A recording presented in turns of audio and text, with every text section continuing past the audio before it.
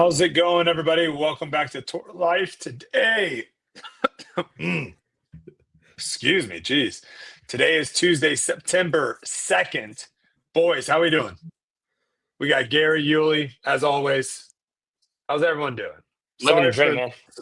sorry for the delay. Sorry for the technical difficulties. That's on me. Good. I'm in Michigan. Got here Monday. Played the practice round this morning. New changes at Deglo. Place is looking really good. Uh Long as ever. Um, a little tired. Deglo week, a lot of stuff going on. So, what about you, Gary?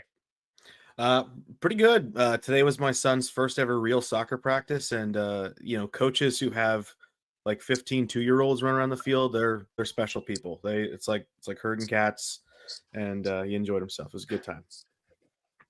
Yeah, I flew in this morning, woke up, luckily got kicked off the track by the middle school football team because I did the worst thing you could possibly do at a track workout where you think you're running the final rep of your workout to find out actually there's one more. And I was gassed. No shot I was going to be able to run that last rep in the time it wanted to be. So I was a little nervy playing today, my practice round, because obviously I had a really hard run this morning, coupled with the long flight and then the drive in. But it ended up actually working into my favor. I played the first 3 holes, and there was a large group ahead of me. And I said to myself, do I really want to have a 5-hour practice round? And I said, no. So I ended up cutting over to, what hole is that, Yuli? The par 4 that goes up next to hole 3? 15? 14. 15. 15. 15. Nope. 15 down the new one? No. Four. I cut over to 14, played the par 4 played up, up the hill. Okay. and then played 15 down the new par 5. So I ended up getting 14, 15, 16, 17, 18, 1, 2, 3. So I got 8 holes in today. And surprisingly, Ezra and Goose were on the tee pad. So it was like a perfect situation of where it's like, oh, okay, I'll just join in with you guys and finish the round off. But So you got kicked off the track, then you got kicked over to the other side of the course. I made an executive decision. I was thinking probably not the smartest to go out and play a 5-hour round at Deglo today. Yeah. Yeah. But going to get a full round in tomorrow. Course is thick, Yuli. Thicker than a Snicker out there. I think there's something where they can only cut, which is weird because they were able to cut a lot of spots, right? Hole 17, they cleared out a lot of the stuff on the right side. Obviously, the new hole 15, they cut out an entire section of the woods to be able to have that tee pad.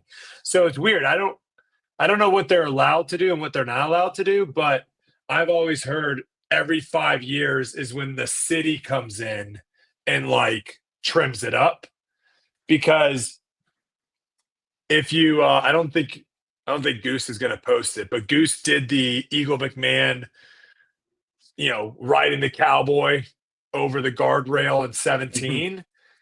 And I watched his Eagle shot.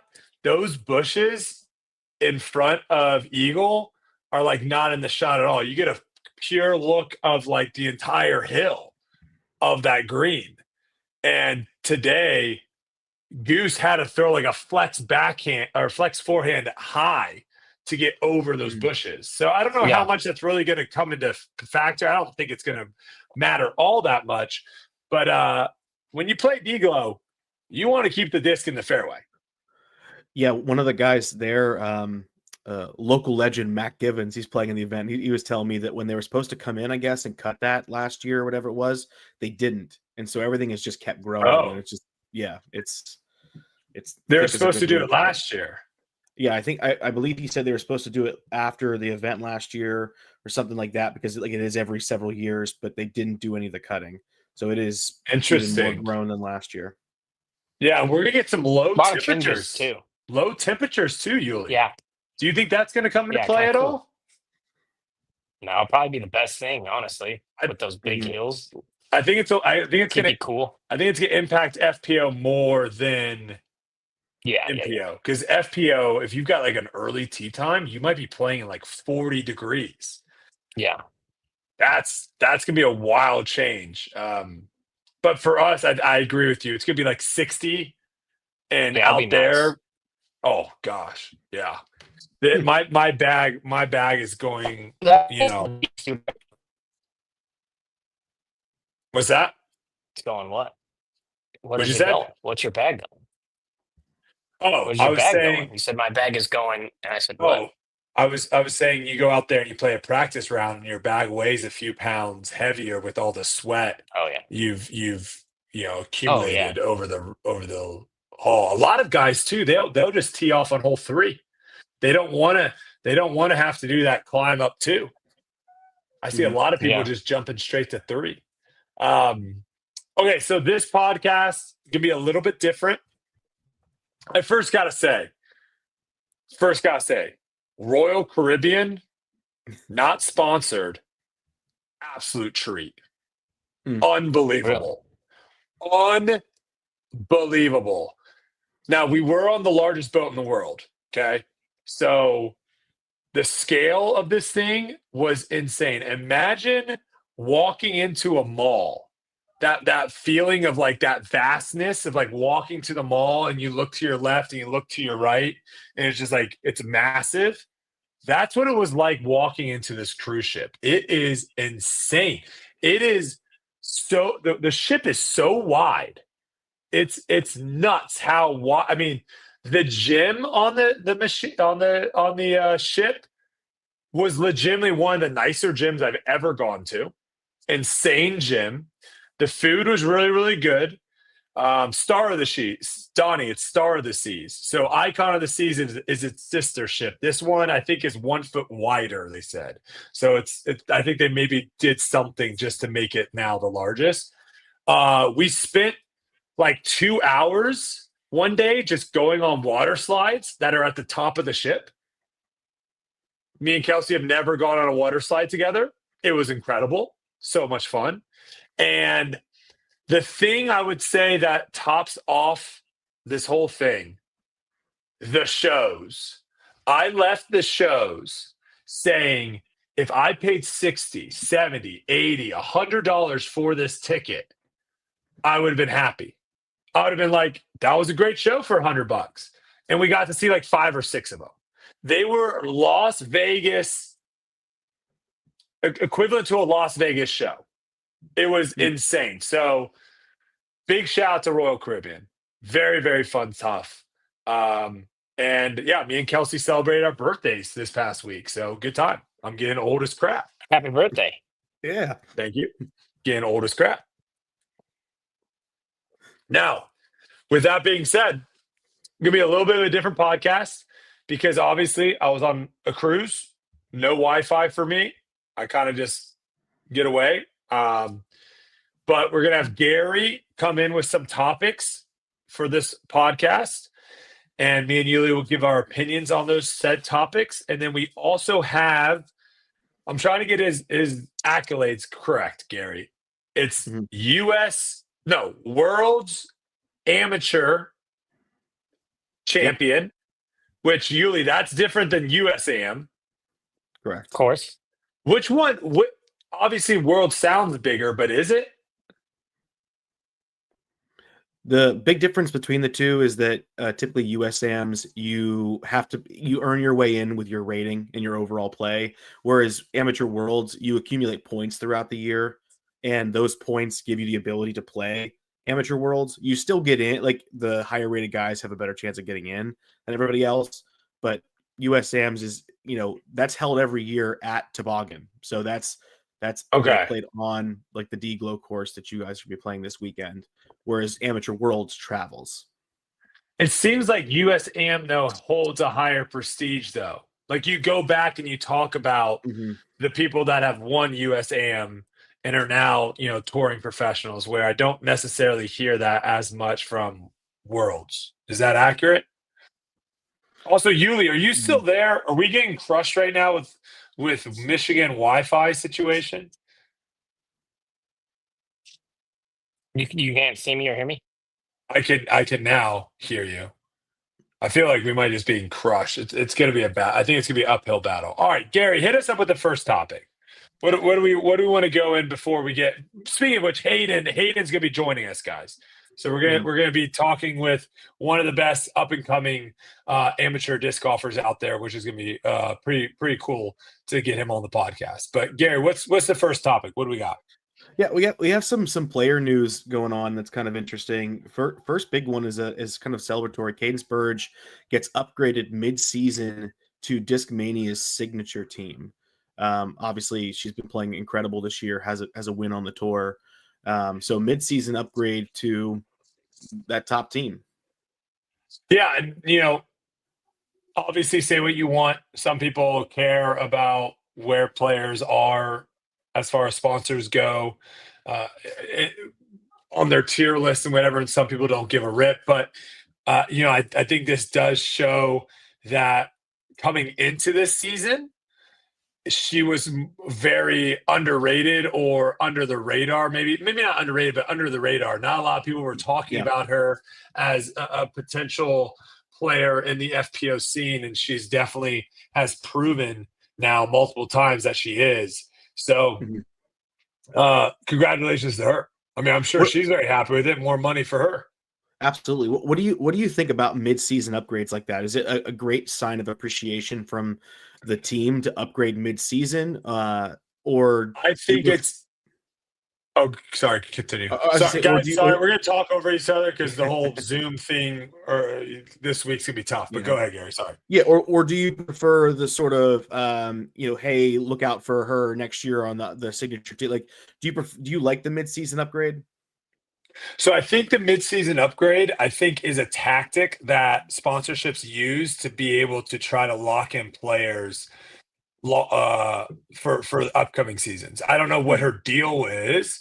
Obviously, I think maybe some companies out there do it just out of the kindness of their hearts and say, you know what, we don't have to upgrade you. We have you under contract at this, even though you are exceeding those things. There's also maybe some things written in contracts that could be saying, hey, if you perform at this level, you can bump up during the season. But I also think there is some of, hey, we don't want to lose this player, so let's do something that we don't necessarily have to do to get some goodwill for them to hopefully re-sign with us for the next year. Or it's also another chance to potentially even change your contract, right? If you have a one-year deal with someone at this level, maybe if they're like, hey, we want to bump you up, but we also want to sign you on for 3 more years, it can be used that way as well. Yeah, I like that. So going to another player news, unfortunate news, Drew Gibson announced 3 days ago that he and his family, I guess, were in a pretty bad car accident. Everyone's okay, but it was a pretty scary situation for them. So I'm not sure what events, if he was going to be playing any for the rest of the year, but I'm not so sure we're going to see him playing. I think he was supposed to play this event, Yuli. Drew? Yeah, I'm not sure. I'm not sure about that. I could have swore I saw his name when I was looking up to see if like tee times had gone out or something. I could have swore I saw that he was registered for this event. I could be wrong.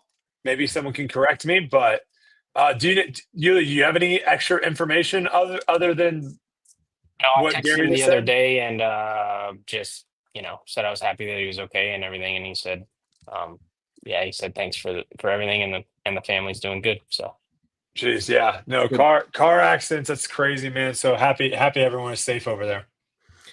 Yeah. So going to a bit of a more cryptic thing, something we've seen this year with Kristen, Vino Makala came out and announced on his Instagram that he's kind of stepping away from disc golf. I'll read his post here. It says, "This is a hard post to do. And I haven't done anything like this before. For personal reasons, I need to take time off from competing. It's the hardest decision that I've made during my career, but I know it's necessary at this point. At this moment, I am not sharing more information about the case. Good luck to all my friends who are competing soon. I'll be rooting for you. Let's enjoy disc golf together. So that's pretty interesting news. And you notice there that Kristen is one of the first people to like that. Interesting news, given that he is above the cut line on the tour. So that could be significant for people who are below the cut line. He's technically still, I think, registered for the 2 playoff events. So I don't know if this taking a break is just I'm not playing D-Glow, or if it's I'm going to disappear until the tour championships, or maybe he's done this season, but not a lot of information there. Yeah, this is shocking to me.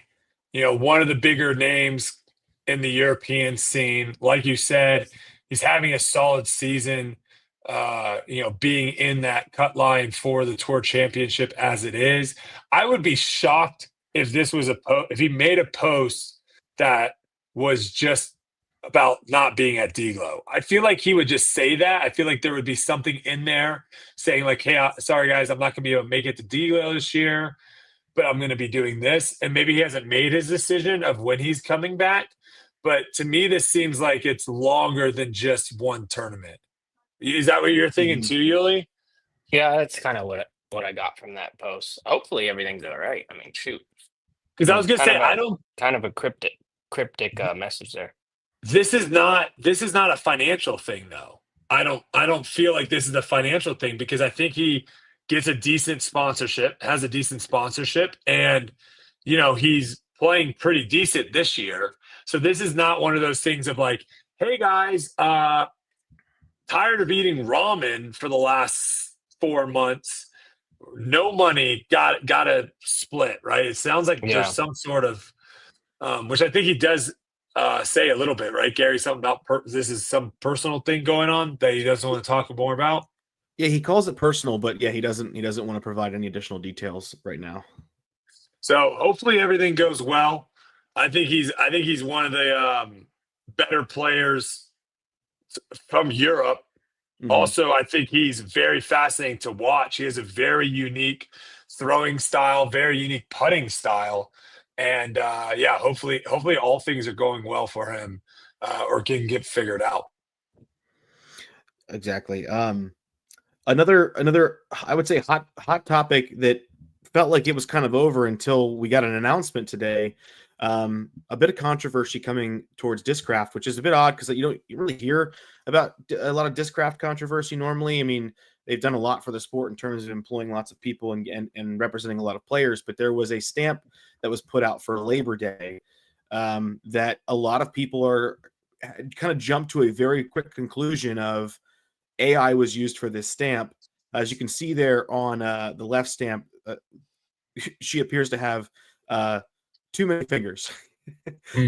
And while this may seem like a small thing, a lot of people got pretty upset about it because, use of AI is I would say a hot button issue with a lot of people as to how that correlates, especially when it comes to artists, because there's the idea that AI could be replacing artists. And so that kind of happened, and Labor Day weekend came and went, and there wasn't a lot, but Bob Giulio came out today for a video and kind of expressed that, his opinions on AI is he's not a huge fan of AI, but they do employ probably the most artists of any company, out there. And, whether or not they use AI for part of their stuff, they still get paid fairly and equally. And they're not taking away from artists. They're allowing them to kind of use whatever tools necessary for their creativity. And, said it was something they were going to look at internally. But the point that I kind of wanted to bring up with that is it's still like a quality assessment issue. It's, a question of, are companies putting out stamps so fast for the purpose of putting out stamps that are they not like checking these as well as they could? So for me, it's not necessarily like a Discraft thing or even any other company did anything like this. It's more of what are companies doing to kind of quality check their discs that come out?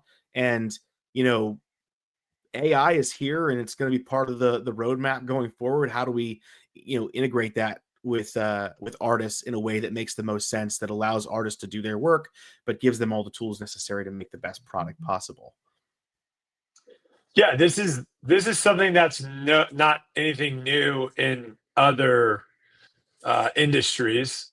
People are always going to be upset when products come out that something is messed up with the product, or when they hire someone to promote the product and they don't see eye to eye with that person's political stances or whatever, right? There's always going to be people pushing back on companies in the way they're handling their business. That's just how it is. Now, Mhm. this one's interesting because initially I was I took the stance of like, okay, I can see why some people are kind of like, hey, this isn't great because it looks kind of wonky. Why are you letting this go how did this get through to be able to be sold, right? And I can see how people are pushing back on that. Then there was another side that I didn't even put two and two together, of where you've got people upset because it's a stamp that's celebrating the Mhm. workforce and people working and all this. And then you've got, I can't remember, what was her name, the lady.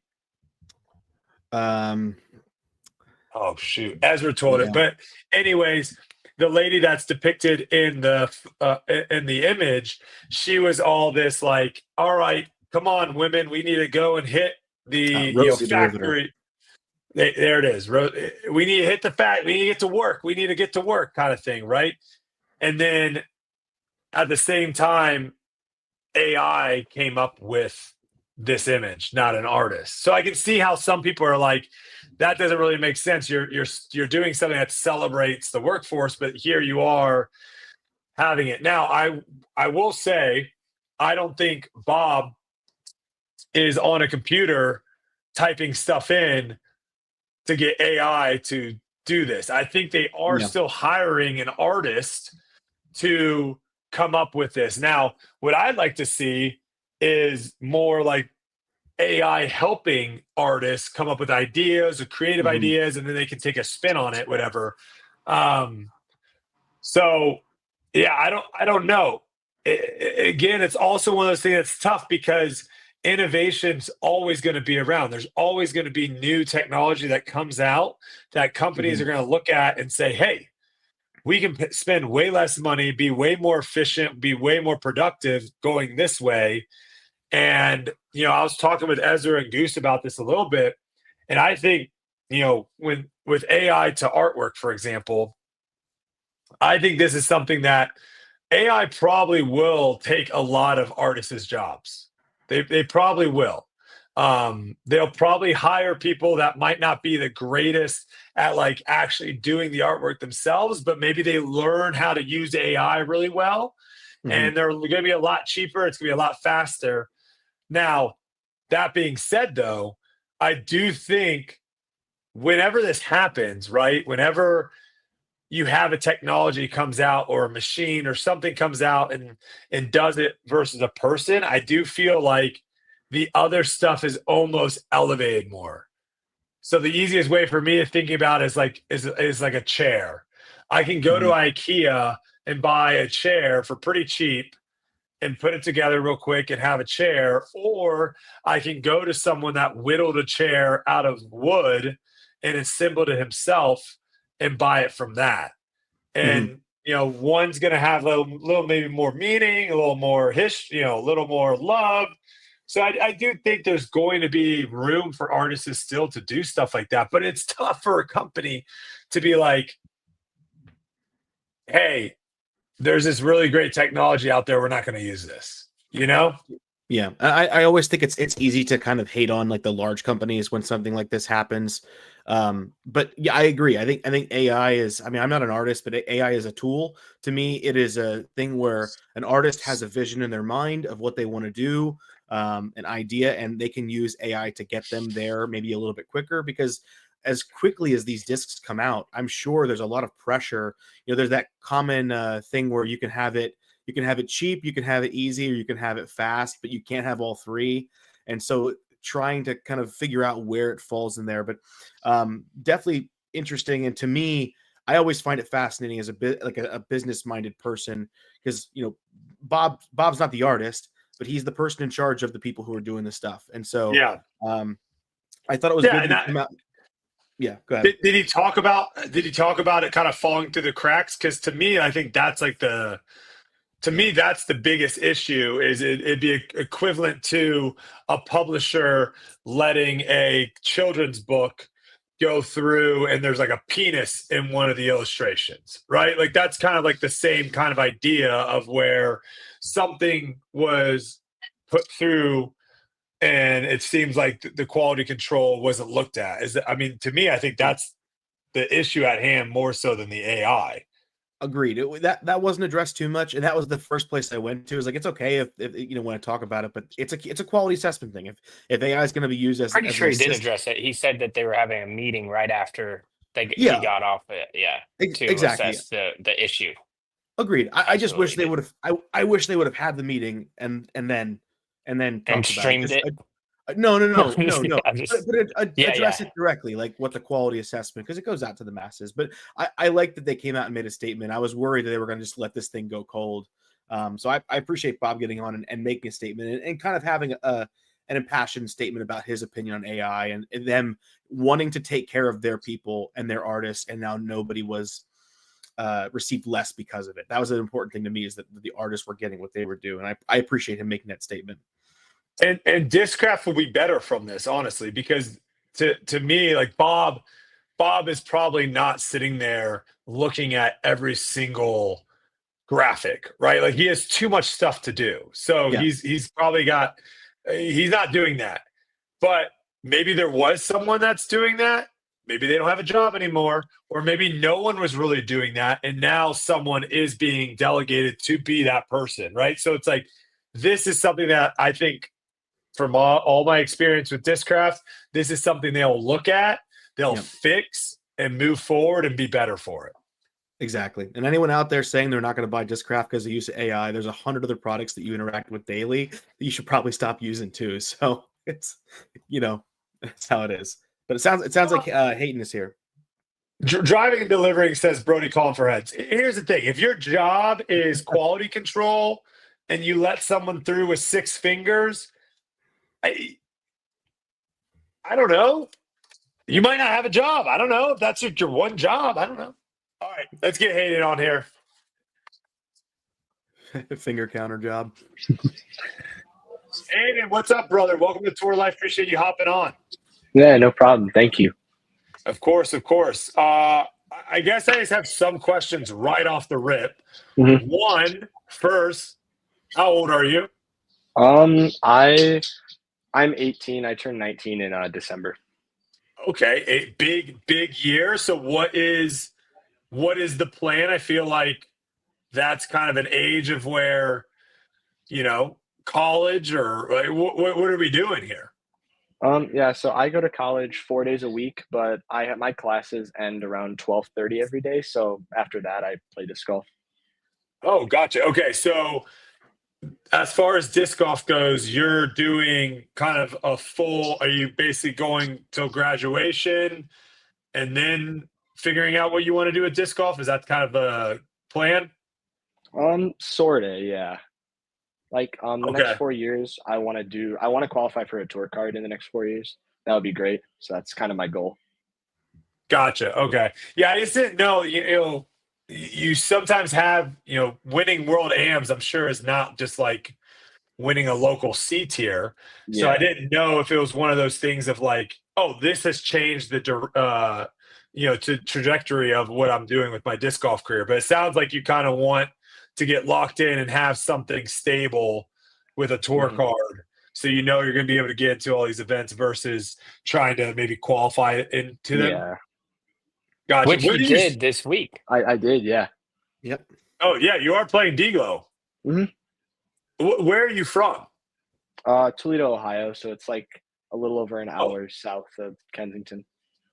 Okay, sweet. So yeah, so anything that's kind of in your range, close to you, you're trying to basically get in right now while you're in college, and then after that, you'll try to figure it out. Okay, when did you start playing disc golf? I got my PJ number in 2019, but I kind of dropped the sport for a couple years, and I picked it back up in late 2021, and then I kind of got hooked again. Interesting. Okay. What is it about disc golf that kind of got you hooked again? How that happened? Well, I don't like team sports that much. I don't like having to rely on other people, and I like being outdoors anyways, so it's kind of perfect. Do you have like a golf background as well, or any sort of No, other frisbee I'm background? horrible at golf. No, no frisbee, no golf, just this. Okay.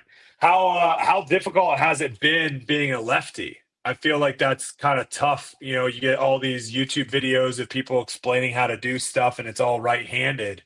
How tough has that been for you to kind of learn, or even playing with players that are better than you and trying to get tips from them? They're all throwing a different side. Yeah, so from like the YouTube videos, I never really watched any. I think the only one I ever watched was like the old Discraft like putting tutorial video. But yeah, like players local to me, they're all righty. There's me and like two other lefties, so it was really interesting and weird to learn from them. Yeah, just trying to have to figure it out. What Mhm. disc are you currently throwing? So I bag all Discraft. So like I putt with Challenger SS's. I don't throw any throwing putters. I just bag 3 zones. Mids, let's see, I bag 3 buzzes and 2 buzz OSs. Fairways are like I bag a lot of mantises, and then Oh, a couple Yuli. Raptors. Yeah, I love the mantis. Yuli And with the then mantis. distance drivers. Right now, it's I think 5 forces and then a nuke. 5 forces and a nuke. Jeez. Mhm. Okay. So Mhm. I'm assuming you throw a lot of flex shots, or you just Uh, have an AB arm. Everything's really just flat. I let the disc do everything. Mhm. Gotcha. Okay. Yeah, he's a bit of a killer putter wise too. Hayden, I don't know. I was there during your warm up for Wildlife at a Ledgestone because you Mhm. won Ledgestone too, and Yeah. I saw you on the putting green what felt like for probably an hour or even more than that before Mhm. your tee time, and uh, for the actual World Championships, you shot 90% from C1X. You only missed 5 putts for Yeah. 5 rounds Yeah. and 43% from C2 for all 5 rounds. Mhm. So the putter is clearly working for you. Do you like to get in a lot of warm up time and practice before your events like that? It really depends. Like for like bigger tournaments, I'll prioritize it a little more, but for like local events, I'll only warm up for like a half hour. Gotcha. One of the things that I really appreciated, and if you guys haven't, anyone out there hasn't seen it, it's posted up on Gatekeeper Media, the actual rounds, and it's really really incredible play across the board from everybody. Go watch it. But one of the things that's really clear is you're a very deliberate player. To kind of see you come out on hole one at Harmony Bends and just play it for par, and play it Mhm. very deliberately for par, as like the rest of your card mates get bogeys and stuff. And then Yeah, not only I do just you do don't. that, Yeah. yeah, and you did it in the fifth round too. So Yeah. even round one, it's like, okay, it's the start of the event. Round five, the finals, like this is your chance to maybe step on the gas a little bit, and you stayed very controlled. Like what Mhm. talk about how you approach rounds like that with like deliberate choices on the course. Well, yeah, I think well, yeah, for sure. Hole one at Harmony Bends, it's such an easy bogey if you just mess it up. Like I feel like toboggan this weekend. I feel like there's a few holes that I'm just not even going for. Like hole 14, I don't have the arm to physically get it there. So I'm just throwing and then just throwing up the hill, then just a pitch forehand. Mhm. Gotcha. Oh yeah, that'd be tough for a lefty. Hmm. Yeah, what the heck? Yeah, because it's like it's like two full nuke shots. No, yeah, it's like 2 full shots for me, and it's a little risky, and I don't really feel like going for it. Hmm. Yeah, and that turnover up the hill is so much harder than It's throwing like a tough. Is hyzer this your flip first up the pro tour? hill. Yeah. So what is that like going like you get thrown in the lion's den, especially on a course like this, because this is not a typical course that No. we play on tour. It's Um, extremely long. I don't really have any expectations. Like my goal is just to cash. I think I have a chance when this course is in, like before the event. I'm only an hour away, so I play it all the time. And I think it's a pretty good lefty course too. So I think I have a chance. That's cool. Yeah, you're carded with Andrew Presnell, Nick Robertson, and Paul Cran. So you're gonna get to see some seasoned players there. What's the confidence level of someone like yourself? Like coming into a tournament like this, what is the confidence level? I'm pretty confident. Like I know what I can and can't do. It's just the nerves sometimes get to me. So it depends how nervy I am. Usually they shake off in a few holes, but like let's say like the final round of Worlds the other week, it took the whole front 9 to shake the nerves off. Yeah, because I mean, really, you're not playing against someone. Someone's not coming and guarding you. You're not having to try to score on someone. It's you versus the course. Yeah. But obviously now it's what you were trying to say. It's like reducing the outside noise, right? Because obviously coming in, you're on this podcast. There's going to be a lot of people looking at your name now on the leaderboard.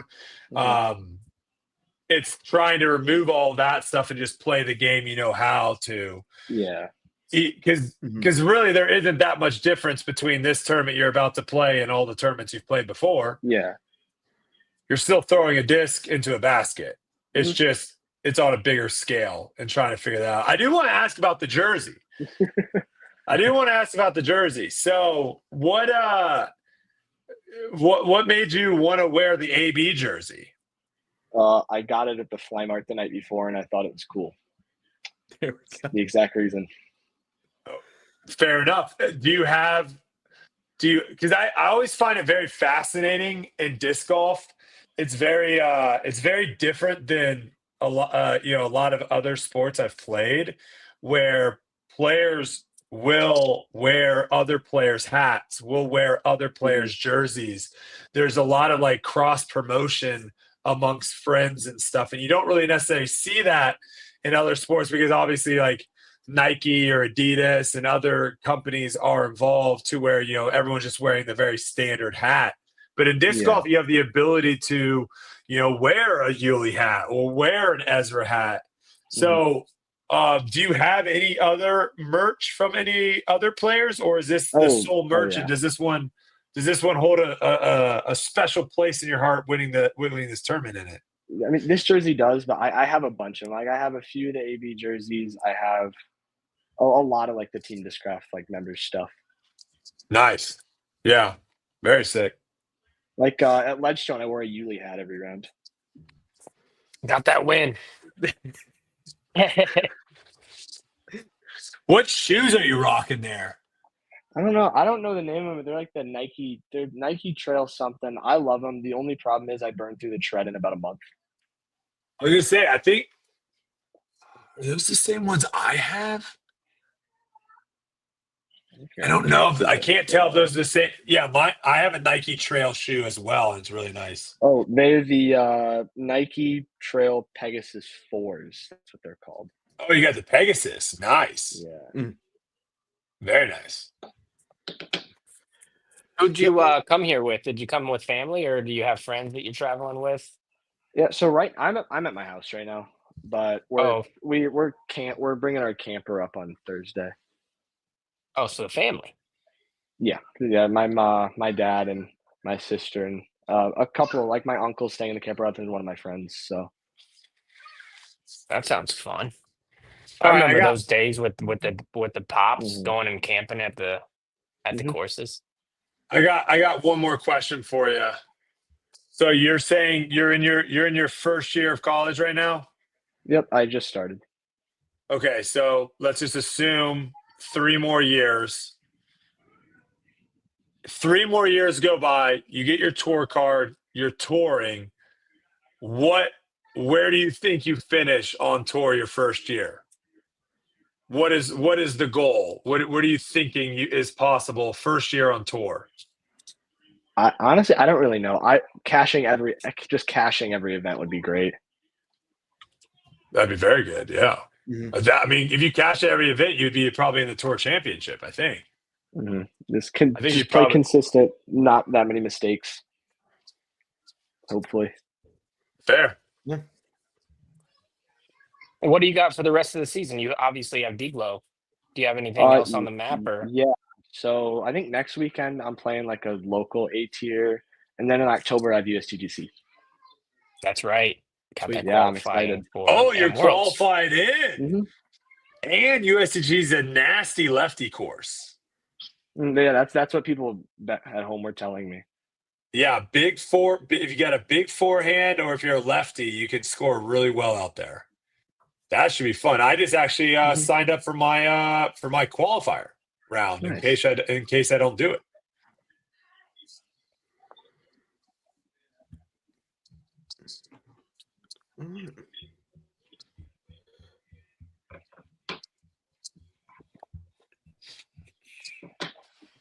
I think I'm frozen. Yuli's frozen. He's frozen. He's getting trashed. All right. Hey, one thing we do with everyone that comes on the pod is we ask them about their pet peeves. So things that happen either on the course, off the course, that revolve around disc golf that really just gets your gears going. I don't really have any like on the course, but I'll give you an off the course one. So, like you're driving on the highway, and there's 2 lanes, and there's 2 semi trucks going the same speed, and you just can't get around them. Think about that. It's Oh, just you're terrible. going, Yeah. you're going super dark horse. You're going driving. I like that. Yeah, I hate when that happens. My equivalent to that would be slow walkers. Ooh, that's rough too. That for whatever reason they sense where you're walking, and so like when you try to get around them to pass, they're like weaving. I just don't. Yeah, they do the same pattern. If you're a slow walker, just walk in a straight line, no worries. But if you're a slow walker and you're like meandering, and I'm having to juke behind you, absolute worst. Absolute worst. I refer to them as people walking like freshmen at a college. They're like, where do I go? Where do I go? And I said, let's walk like upperclassmen people. Let's go. Let's move it on. Got to get moving. Yeah, that's right. Are we getting Yuli back, or what's the deal? Is he Dunzo? He might be Dunzo. I don't Gary, know. you got an extra question? Well, I'll ask him Yuli's question since he's not here, just because we, it's when you're looking at the tour and you're trying to get your tour card. One question that Yuli always asks is there a player on tour or something about their game that you think is really nice that you'd like a little bit of that? Is there who's a player that you kind of look to at their game? As a lefty, probably Austin Turner. His forehand's really nice. I wish my forehand was half as good as that. Yeah, I think the way he plays the courses are how a lefty should. Yeah, he is fun to watch as a lefty. He's got that power forehand, power backhand, both sides, great putter. Really, really fun. Mm-hmm. I think he's probably going to be somewhat of a favorite too when it comes to USDGC. Mm-hmm. Yeah, I can see that. Yeah. All right, sweet. Hayden, you got any sponsors? Anything to shout out? Now's the time. An Instagram for people to follow.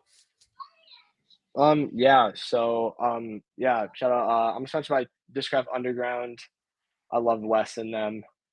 I'm sponsored by a local company called Saucy Disc Golf. Joel and them have supported me for the past 3 or 4 years now.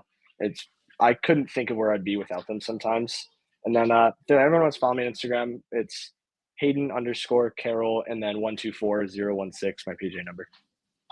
Sweet. Very nice. There you have it. All right. Well, hey, we appreciate you hopping on. Yep, thank you. Congratulations on all your success this year. And good luck this week at D-Glow. Thank and good you. luck at USDGC, man. Thank you, guys. Sorry, my Wi-Fi is so trash, bro. You're good.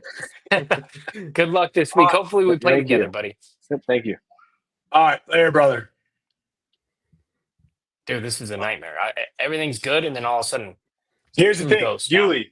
People get upset. They're like, "Hey, you call it tour life, and you guys aren't touring," which I don't understand how that makes any sense because Yuli, you tour every event.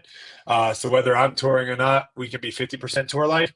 But it's like that is the danger of tour life actually being tour life. Is like a lot of these places we go to, guys, the infrastructure, the city we're in right now. I went to a Kroger. They have no rice cakes. No rice cakes in the grocery store. Also, no cooking supplies. That's some first world Nothing. problems right there. Brutal. No, it's No rice I'm cakes. What's going on?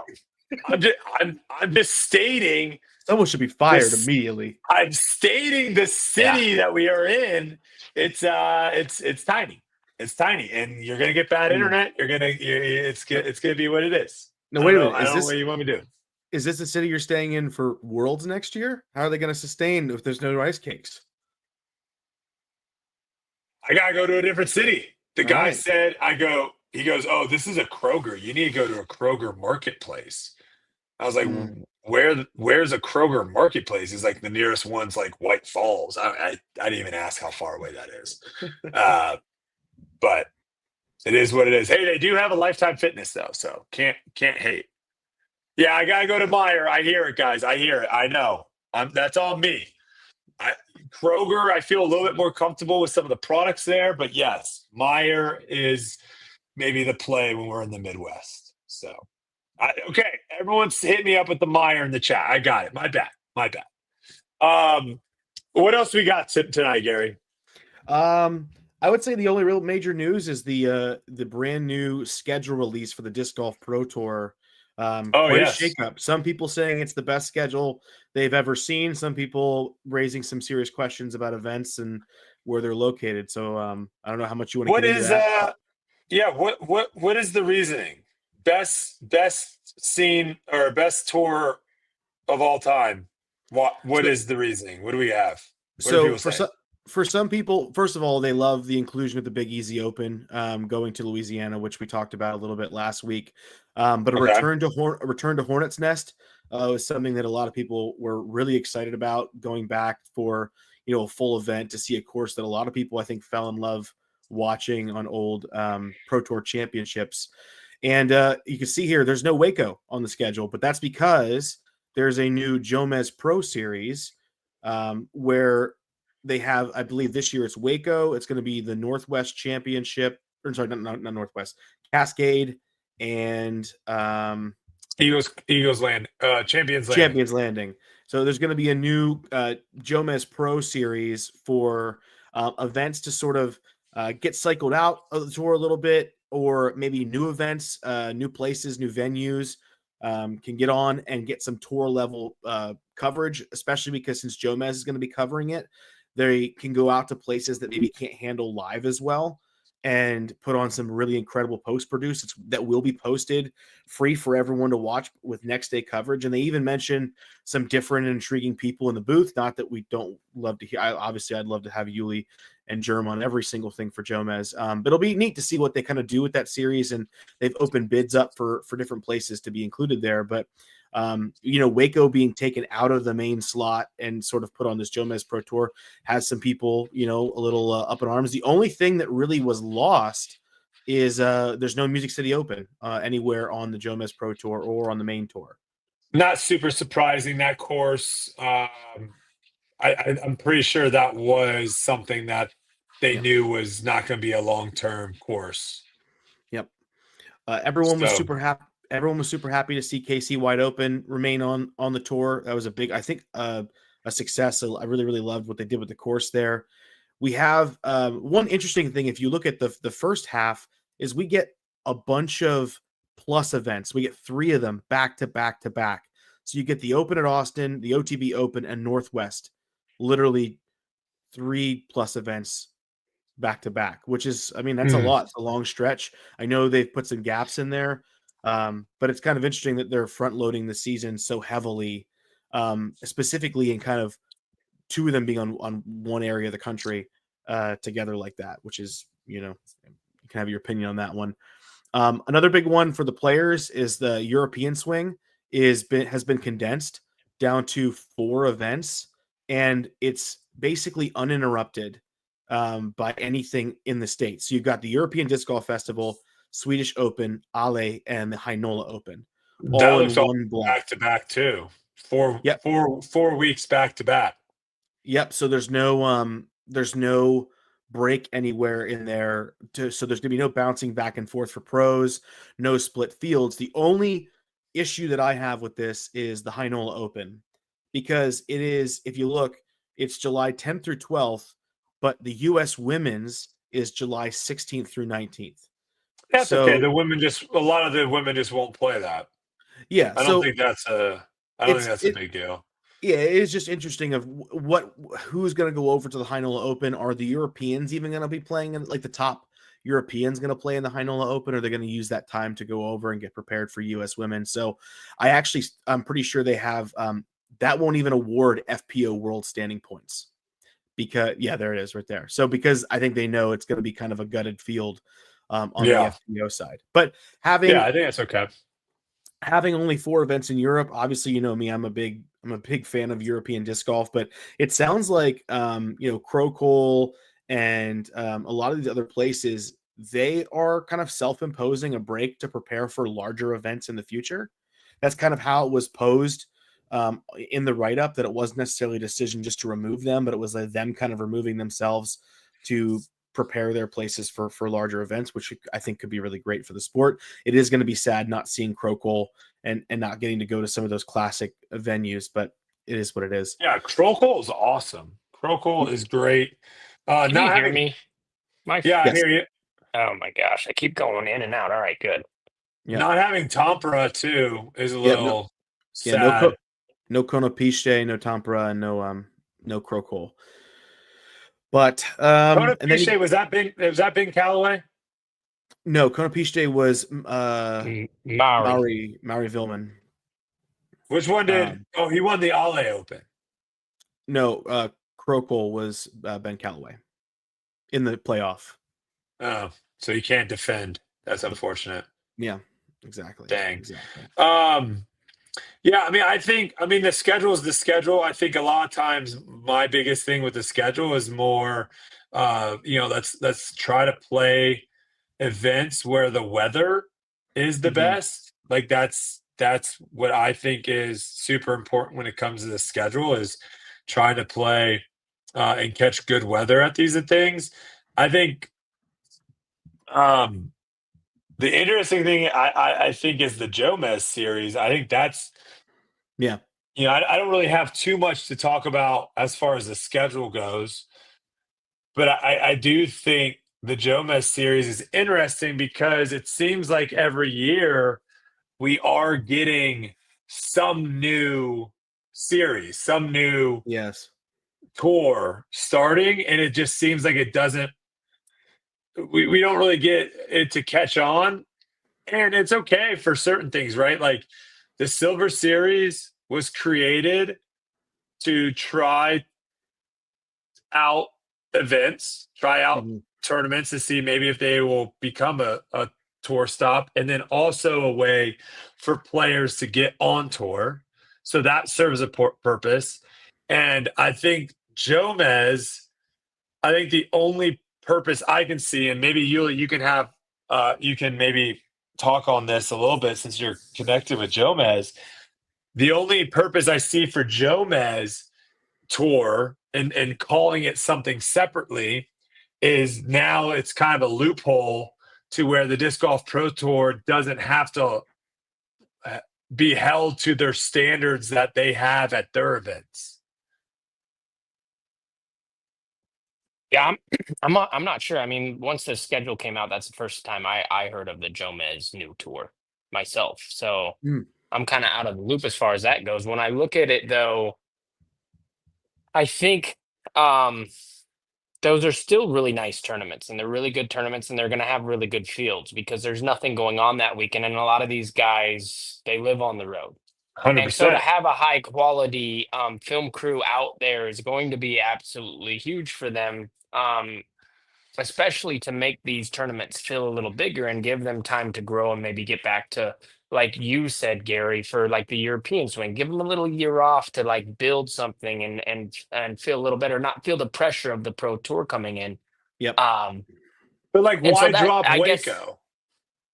That's a good question, Brodie. But I think think Like, what does Waco. Waco need to get back on tour? Like, I just think Yeah. it's not on tour Well, anymore. It is on tour, obviously, because of the Jomez thing. That, like, I think the Pro Tour is the Pro Tour. Like, those are the big events. But a tour happens in between weekends.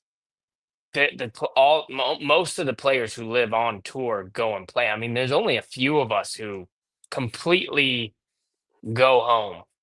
Yeah. Like um, like this weekend so- was the CCR Open. A lot of players played the CCR Open. yeah, there's a lot of players. Yeah, the but one differing thing though is that the Jomez Pro Series is going to offer Pro Tour points, not Yep. like the same way others do. It's going to be like a bonus point system for the events. But so these events actually will help Pro Tour standings if you go play them and play well. Yeah. And my whole thing on this is like they had these silver events, right? You remember the silver events that we used to have? These feel like now like what the silver events were, right? They're smaller events. They don't get as much points. They were even trying out some of the event. I think even some of the silver events they were doing no live coverage at either. So to me, it seems like we're going back to something that we already had a name for, but for whatever reasons they didn't like the name, so we're not doing that anymore. But I think I just think the reason, and this is me speculating, and maybe we can get someone on from the Pro Tour from Jomez to talk about what is actually going on. But me speculating, it seems like they came up with a new name, a new series that's separate from the Disc Golf Pro Tour. So that way, when players show up, when fans, spectators show up, they're not expecting a Disc Golf Pro Tour event. They're expecting a Jomez event, and no one knows what a Jomez event is. And my guess what a Jomez event is there's going to be a tent out there that's selling Jomez stuff, and you're going to have Jomez on the lead card, maybe one other camera on the course, and that's it. So it's like a way of them getting a bunch of views on off weeks where they wouldn't be doing anything. So it's like a no-brainer, but like that to me is what this series is it's a way for them to have more events, but have it not have to be a Disc Golf Pro Tour event with all the bells and the whistles and everything that they want to standardize at each event. That's what it seems to me. Yeah, and the one really interesting comparison that a lot of people are making is this does feel almost like the Pro Tour is going to come along and say, this is what the Go Throw Tour should have been. Because the Go Throw Tour kind of tried to do the same thing, go to places that you can't really have live coverage as well, or maybe spots trying to earn their way on tour and run their own kind of unique event. And we're kind of seeing how that's going. And this may be an opportunity for something similar, but ran at sort of that higher level with a bit more prestige to it. And the fact that it is linked to Pro Tour points in some way, shape, or form. But it does feel like every year there's just a few too many events for the tour, and they don't know what to do with these. Like, these are quality events. They can't be on the tour. We're not sure what we want to do with them. I think this is probably the best thing to do with them. Yeah, I think this makes a lot of sense. No-brainer. Financially, this makes a lot of sense. Hey, we don't have anything going on this week. Let's send out a couple camera guys that's kind of what this is like, hey, there's this big, what's the Myrtle Beach one? What is that one called? Oh, isn't there a Myrtle Beach tournament? That's like Myrtle Beach Open. Is that what it's like? It's after the tour championship, and a lot of good players go and play that. To me, it's like them being like, hey, this is a great tournament with some big names. If we went out there and filmed it and put it on our YouTube channel, people are going to watch it. So like, why aren't we doing that? Right? Like that's what this just seems like is we got tournaments on courses that people like. There's not going to be anything else to watch. Yeah. And all the sickos that want to watch disc golf, they're going to watch this when we post it. Yep. So to me, it seems like a no-brainer. it gives places something to aspire to do with the bidding process. I'm really excited to see what they do with it. The one last thing that's worth mentioning about the new schedule that is a bit of a controversial topic is the tour is going to be visiting Lynchburg twice. So they're going to go there for the Champions Cup at New London, which I think we all can agree is that's going to be interesting. It's going to be great. But they'll be returning to Lynchburg for the Pro Tour Championship, only to be held at Ivy Hill. Yeah, I wonder. I don't mind that. I've never been, actually. I'm not sure if I mind that. I'm taking my words back. I don't mind if it's a certain city that can handle 2 tournaments and they have 2 great courses. Yeah, but I've never been. They're great courses, Yuli. They what are about the great. people? How many people come out? That's what I don't know, because last time it was there, it was Worlds, right? Okay, so it was like a big trip type thing. People, I feel like people will travel a couple hours to go see a World Championship. It's not a big city, and I don't know. I mean, it is Lynchburg is a very big disc golf community. Yeah. I don't know why they're doing. I don't know why they're doing 2 though. I don't know what's happening to where they're getting 2. I don't really know what's happening. I really worry about the same thing that happened in Charlotte.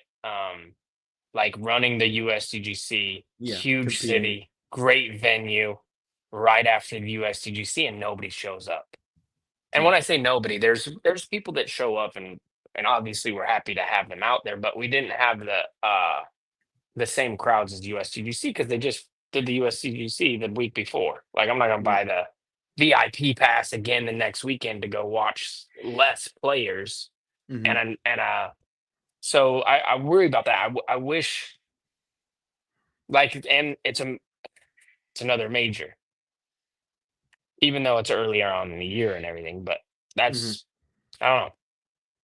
Yeah, we'll see. I mean, yeah, I don't. Something's happening behind the scenes for this to happen, and I don't really know what, because New London at Champions Cup, I get it. That's fine. You don't always have to have the tournaments at the largest venues ever. When you're talking about big tournaments, they can be in a little bit of a smaller town that has, and we showed that with Worlds being at Lynchburg. A crap ton of people went out, and I think it was very successful. But when you start loading multiple tournaments into one place, that's where I think people start making a decision on which one they're going to. Yeah, exactly.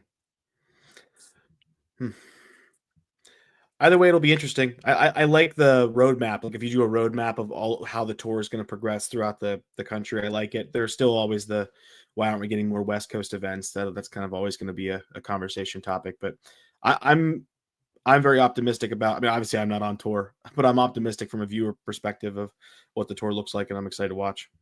I'll say last thing about tournaments when it comes to it is very much kind of like Worlds, of where it's like the PGA saying, hey, you know, people send in bids for Worlds. That's what we have to go on. Yeah.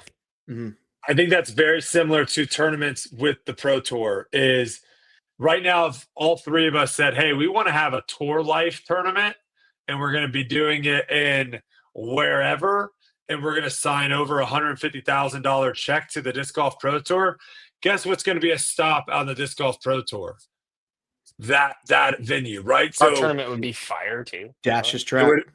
It would be a sick tournament. But that at the end of the day, money talks. And so I do know Lynchburg and Forest, because technically they're in different cities.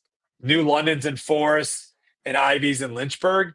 But I do know, like, the local governments there, like the Parks and Rec people, are incredible. So you already have a big backing of support from them. And then at the end of the day, if a sponsor is saying, I want my tournament here, I think the Disc Golf Pro Tour is going, why would they not? It makes no sense not to. You got to go where the money is. And that necessarily doesn't mean going where you're going to have 10,000 spectators. if someone's willing to drop a ton of money to A have little your event coin, somewhere. yeah. Yeah. True. But yep, that's all we got on that. All right. I'm excited though for it. I think some really cool tournaments coming up. Yeah. Next year should be nice. I love that 4-week European thing. Kelsey told me, she goes, a little European trip next year might be nice. So Yeah. we're starting to talk about potential stuff for next year. Yeah, I was gonna So, say we're talking about the schedule. You're teasing everyone out there with your posts. no tease at all, just straight facts. It's exactly what Kelsey told me, and I just wanted to let everyone else know what she said. Okay. But there has been some talks about potentially bringing the corgis to some events and being at an Airbnb all together, which would certainly make me more likely to go to more events next year than I did this year. Nothing guaranteed. The off season's very long.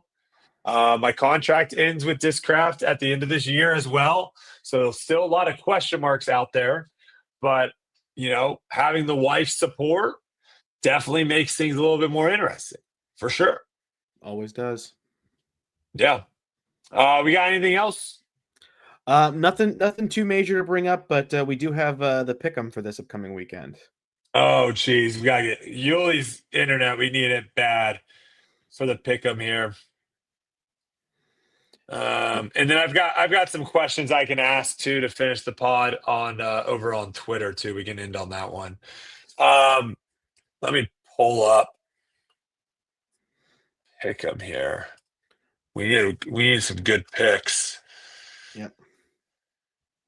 Oh man, it's gonna be so hard not to pick. Can we pull up the graphic too of the players' points? Because I don't know that off the top of my head.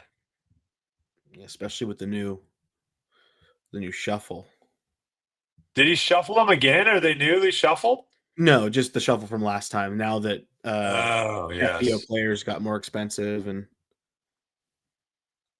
Can I not? Oh, there we go. there we go. All right. So we have Holland and Silva here. Yuli, you're with us because this is big time. We need some good picks this week. We have Holland and I can hear you. I don't love Silva on this course. Is she here? Yep. Yes. So she's playing. Holland and Silver are the top two $7.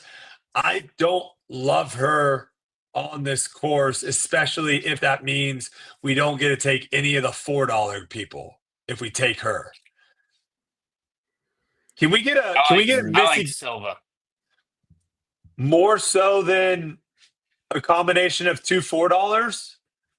I don't know. I mean, an own. She won last year. Yeah, I mean, I think Owen's a definite one because I think she's about to be a tier 1 player. Can we get a little history on Missy Gannon's finishes here? Sure. I think we go Owen and then Ella. So And then we go. Ella should play good here, huh? And then Missy we got go Cat 7th Merch. last year. Let's go. Missy got 7th? My vote is Own Ella Merch. What did Ella get last year? Last year. Also, Henna's here too, Yuli. Well, I know she can't putt, but also, Valerie Mandujano has been playing pretty well. Someone to think about as if you're talking. I don't like her on this course though, as much as the other courses we had her. So Ella took 10th last year at D-Glow. It's not bad. Owen took 4th, and Cat Merch took 6th. Yeah, I would say Merch or Paige Pierce. Honestly, Yules.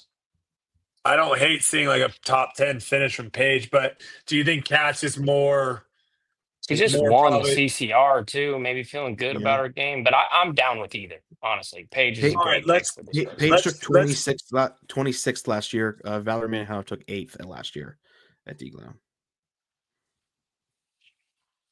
So let's go own Ella and Kat. I like it. Yeah. Gosh, does Cadence have a good week though? Okay. Let's lock it in. Lock it in.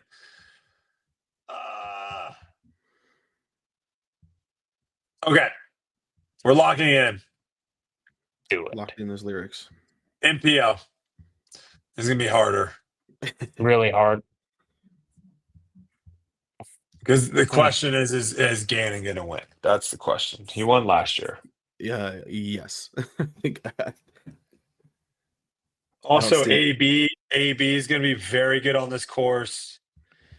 Calvin is gonna be very good on this course. Paul's gonna be very good on this course.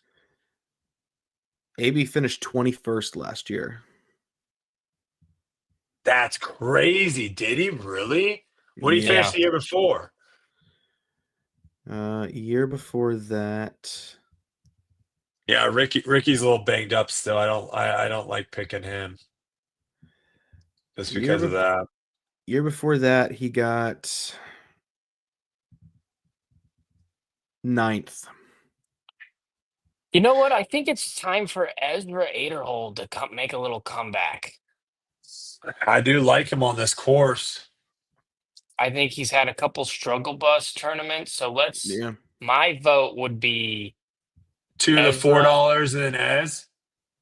Yeah. Yep. Yeah, And the only other one that I like in that $2 right now is obviously Kyle Klein. Yeah, I think he's such a steal at $2. It's insane. I think we go Macbeth, Calvin. Evan Smith took 4th last year. Macbeth, Calvin, Klein.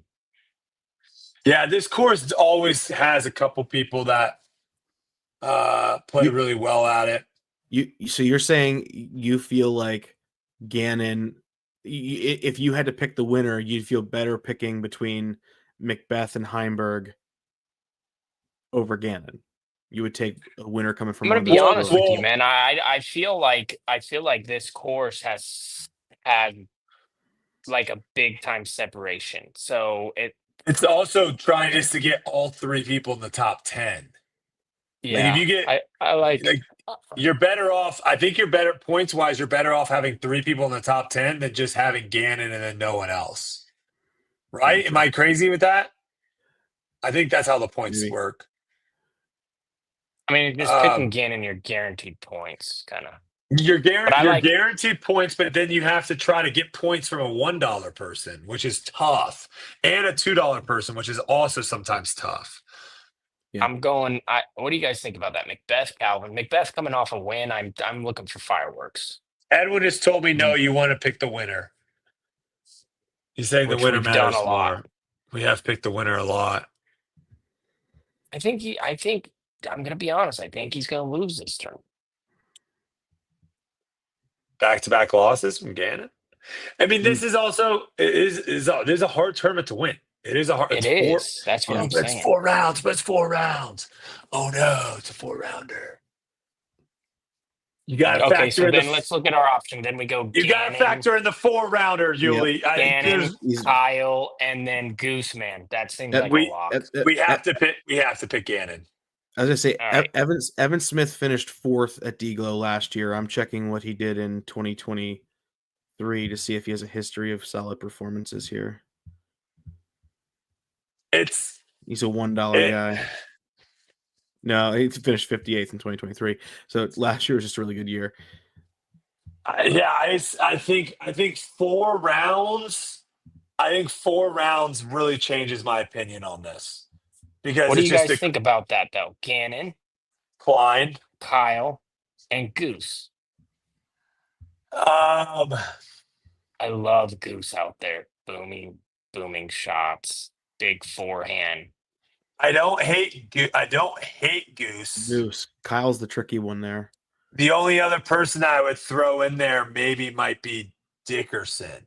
Yeah, Just Dickerson's a hasn't he solid been point. playing kind of well again? He's been playing decent, and then I'm just gonna say his name because I have to, because he's a winner here before Simon. He got 5th last year. I think he won it in Simonian. Early call that the Goose Man's gonna win this week.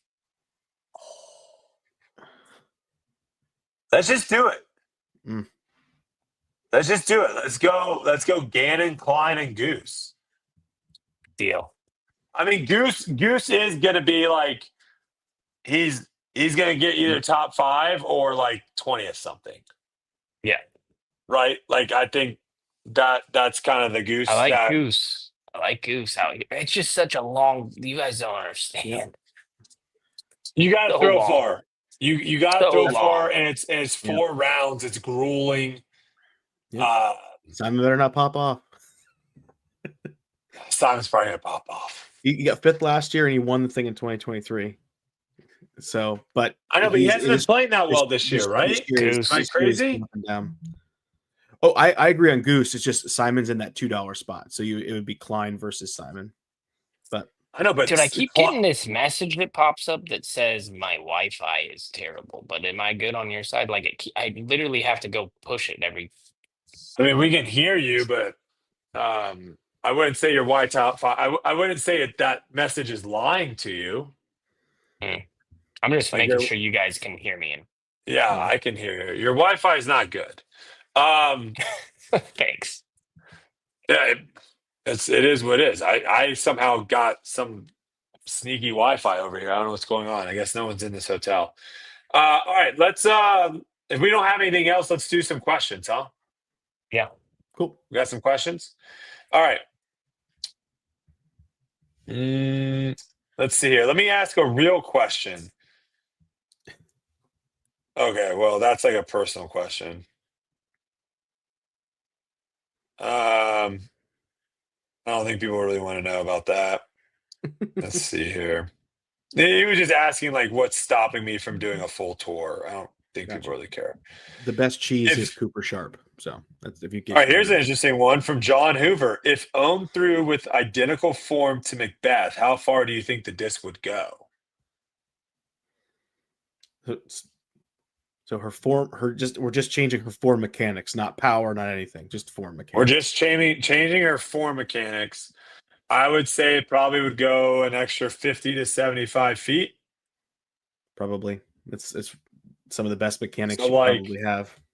So that would be like an increase, like a 15 to 20% increase in distance, I would say. Yeah. Okay.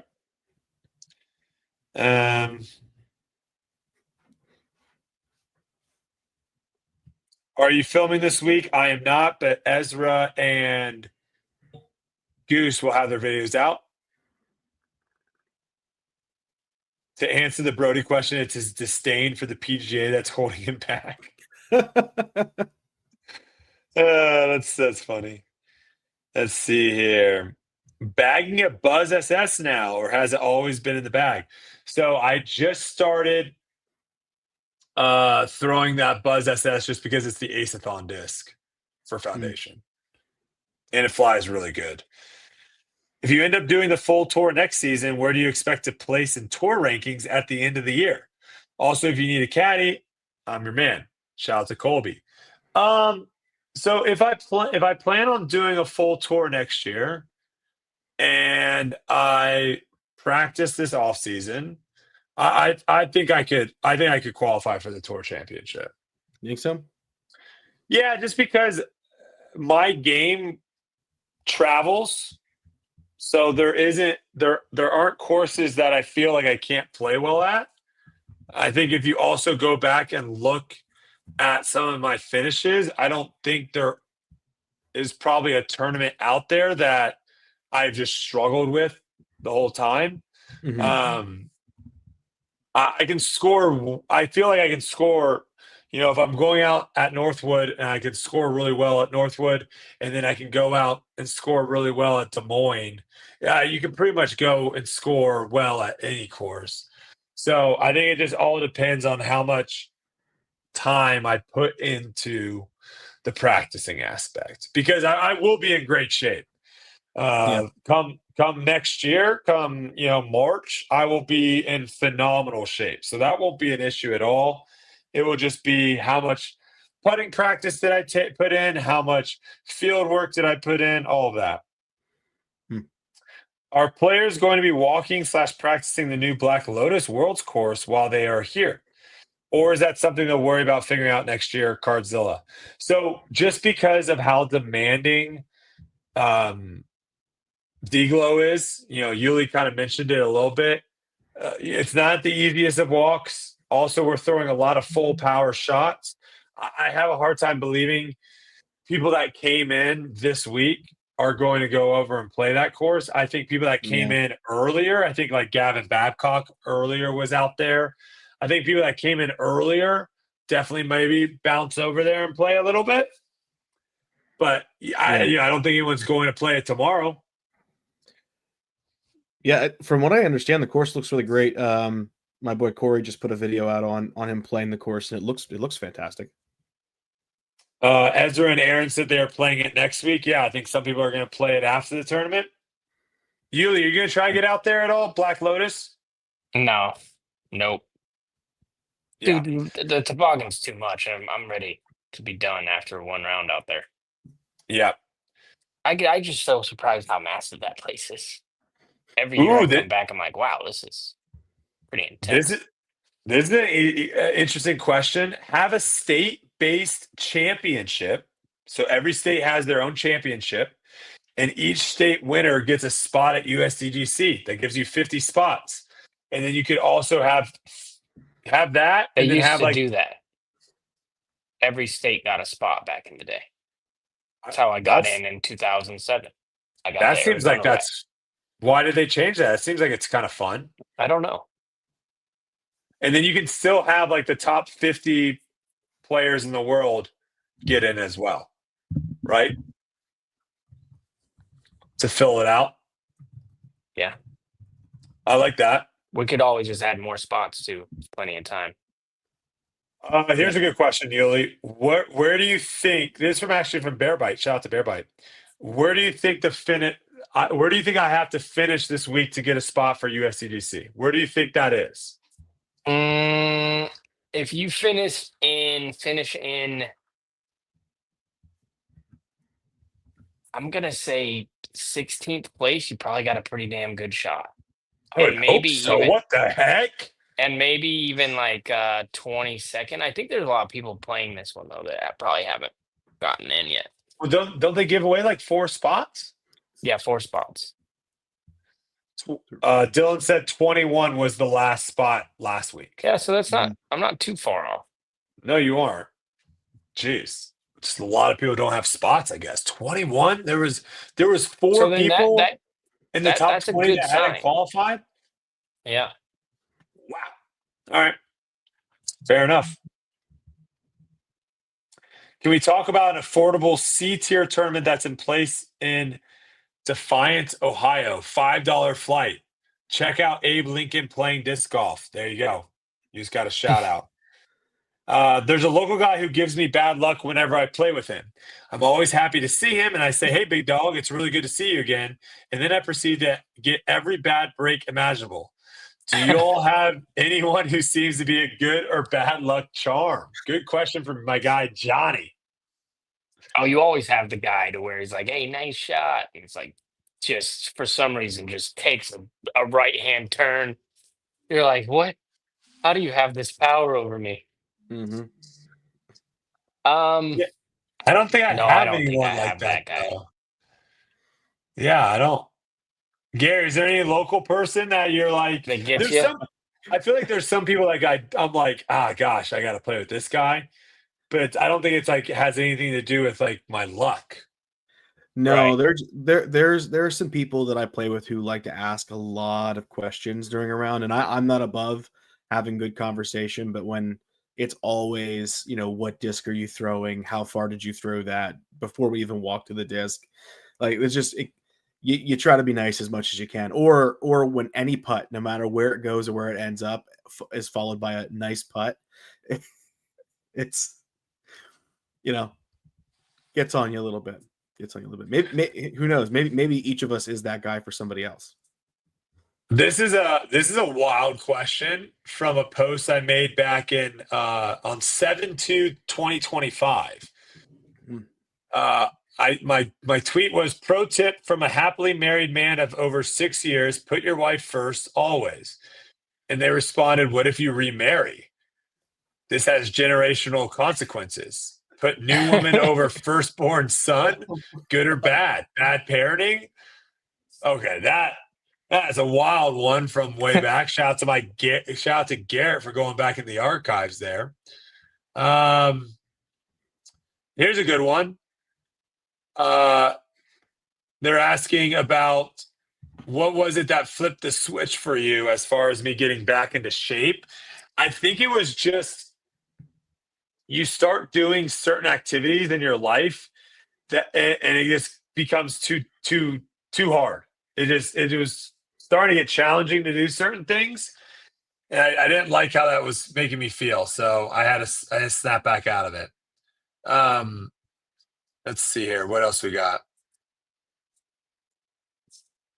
I got a lot of people responding to the Kelsey tweet, so I'm having to sift through all those. Sorry, it's taking me a little bit longer. Let's see here. Maybe if we have any questions in the chat too, feel free, Gary, to shoot those out too. We'll get one more and call it. Let's see here. People telling me to get on TRT. I'm good. Thank you, though. Someone's saying that they should name Ricky's new disc the Egg to keep it dino themed. The Egg. Egg. Interesting. Oh, here's a question from Caleb. Yuli, how are you feeling about this weekend?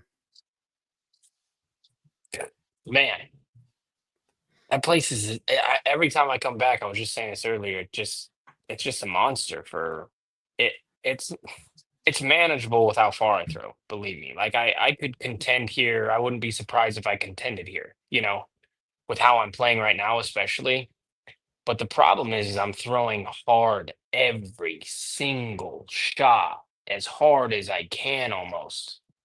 And so it's really an endurance race as well to top it off, because you're going up and down, which typically don't have a problem with that either. But even after even a couple rounds, like my hands, I can feel it on the tips of my fingers. And so I've only been playing a couple rounds. I feel good. I mean, dude, if I play the way that I've been playing the last couple of weeks, I should have a solid tournament. There's nothing that should prevent me from, getting 7 birdies and 2 bogeys, and that's a great score out there. If you get to 20 under par, that's a fantastic score. It also depends on the wind. Typically, I really struggle at this course if it's really windy, because the distance just lengthens even farther. And now it's really hard to even put it in the correct place to then set up a longer shot that favors my shot shape. That's one thing I don't think people understand too, is when they're long like this, not only am I throwing a long shot, but I have to be accurate in a certain spot so that I can then have a shot for how far I throw to shape the next shot into the green. I can't just willy-nilly throw it as far as I can and then have an awkward angle, because I don't really throw that far on hyzer. So it's typically been the last few years a really tough course for me, but I feel like this year, feel like I'm going to play really well. Yeah, because you're deadlocked in a battle with a few people there to hop over that cut line. So yeah, it's close. And so I feel like that can drive me to stay focused. And now, do I think I could win this tournament? Absolutely not. I mean, I think that that's what's going to be my next question. You don't think there's enough holes out there you can birdie to win? No, that's my point. I do think that if it's calm, then I can contend, and that's all you can really do. Gannon's not going to come out here and say, "Yeah, I'm going to win D-Glow." He's going to say, if I play well and I play my game, I have a really good shot at winning. And so, yes, if I play my best game, absolutely. Now, on a track like this, it's hard it's hard to contend with those boys. Have you looked at the weather? It's windy. Friday is going to be 20 to 30 mile per hour winds. Yeah. I mean, that's insane on this course. 30 mile an hour winds on this course. See, but there's a difference. So there's a different in windy conditions, Brodie. No. So the more windy it is, the better I'm going to play, because it affects everybody. It's that mid tier, like the 7 to 10 I know to what you're 12. saying. Yeah. That really messes with me. Yeah. When it's that windy, then I'm as in control as anybody else out there, because 30 miles per hour, like I'm going to be able to really pick apart the court and take my spots. Right. Yeah, and I'm good at that golf. The worse the conditions, the better I always play. It's going to be about 10 to 15 the other 3 days, which is going to be tough. That's what I'm saying. So that's really tough on me. But you never know. I'm a good disc golfer, so you know. Yeah. Out of curiosity, Yuli, when you get into events like this, you're down the stretch here. There's only 3 events left you can get points for. Are you the kind of player, like, obviously you're going for the win, you're trying to get the best out of yourself at all given moments. Are you the kind of player who gets into the 3rd round and maybe you're like, I'm not in contention to win anymore, and you start to look at that, you're playing, like, maybe playing a little bit safer here gets me a better finishing position to, get more points, or do I get aggressive? Like, do you think about that at all in the event? No, I'll think about that the last tournament of the season, because I'll be pretty close to probably getting in, and I'll look at the standings and stuff, because that's when it'll be important. I try to stay focused on just what I'm doing in the moment, and yeah, if I'm not in contention, I'm going to be playing very aggressive and still trying to work on things for whatever's coming up in the next tournament, because I think one of the worst things you can do when you have a bad tournament is completely turn it off. And then you have no momentum at all. But if you can find something, take away from it, gain any sort of momentum going into the next tournament, then that's going to serve you very, very well. But no, I won't be looking at any points and being like, "Ooh, let me get my 6 more," because at this point, I have to take top 20s in order to get in. Yep. I'm excited. We haven't played in wind, and none of the tournaments I've played really this year have been, had a really, really windy round. And I really enjoy playing in a lot of wind, because I do think it adds a different element. It's cool to the game. Yeah. Especially out there. It's going to be crazy. You just can't throw shots. You can't just be like, I'm just going to chuck this shot. You gotta think through it. And sometimes you got to power down. Like, you can't be going super aggressive all the time, because you'll get stung real bad out there. So, man, it's gonna be a good one. We're gonna have 3 weeks, 3 days of pretty decent wind, and then 1 day that looks like it's gonna be ripping out there. So, and cold. Oh man, that's gonna be cold too. 30 mile per hour, 50 degrees, 30 mile per hour. Ooh, I might have to buy a little what do you call those? Little beanie, yeah. Thank you. A little beanie. Get a little beanie out there. Hey, we know that you play well in the wind. We saw that a couple years ago. Yeah, keep it in bounds. Keep it in bounds. Brodie's a wind guy. All right. Do we got anything else? No, That's sir. it. It's a wrap. All right. Well, yeah. Good show, everyone. Thank you guys so much. D-Glow this week starts Thursday. Make sure you guys check it out. And we will. Thanks to our guest Hayden for coming on. Yeah, thanks to PJ Mike for running it. Thanks to you guys as well. Thanks to everyone that was watching live. Appreciate you all, and we will see you guys next week. Hey, grab some Festies too. 15% off. If you ever, don't forget it. I got mine this week. I got mine. Goodbye. You do. Later.